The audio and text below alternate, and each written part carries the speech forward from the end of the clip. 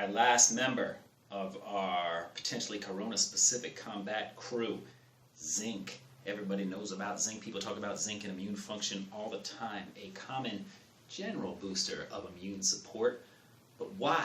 Why would it potentially be specifically useful here for the SARS-CoV-2 virus? Let's talk about it.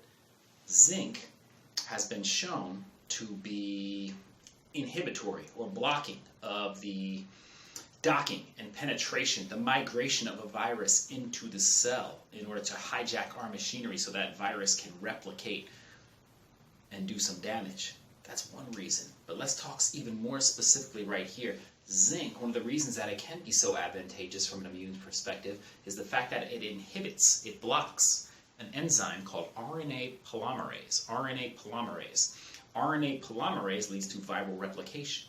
If zinc blocks that, that means it can block viral replication. Virus can't replicate, one's in, can't reproduce. Essentially, we're working towards squashing the manifestation and spread of that virus, at least in our own body right there.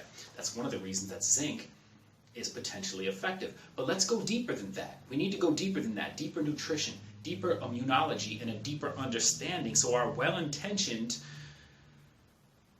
efforts and strategies aren't wasted. We want to be able to apply them effectively, and in order to do that, we need to go a little bit deeper. That's what we love to do, and we love to share with you.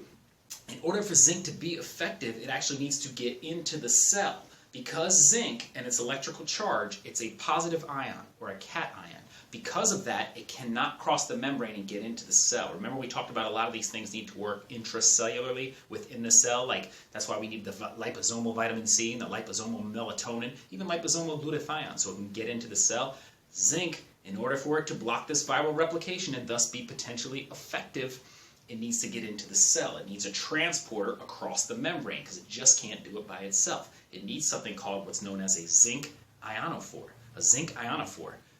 Guess what? What we talked about yesterday, and this is why these two rounded out our team right here, for all the other reasons that we articulated, all the reasons that zinc is generally a good immune booster. The things we talked about yesterday, the reasons why quercetin can be a solid add. Let's marry these two puppies right now. Teamwork, working together, we love it. Quercetin, guess what? Transports zinc across the cell membrane into the cell so zinc can be effective in blocking that viral replication. Quercetin is a zinc ionophore. Hop on its back, the Q and the Z, head on in, inhibit that viral replication.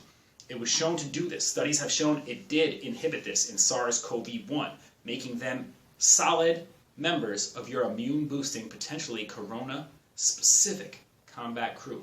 Quercetin and now zinc. We rest our case for now. Stay healthy. Good luck.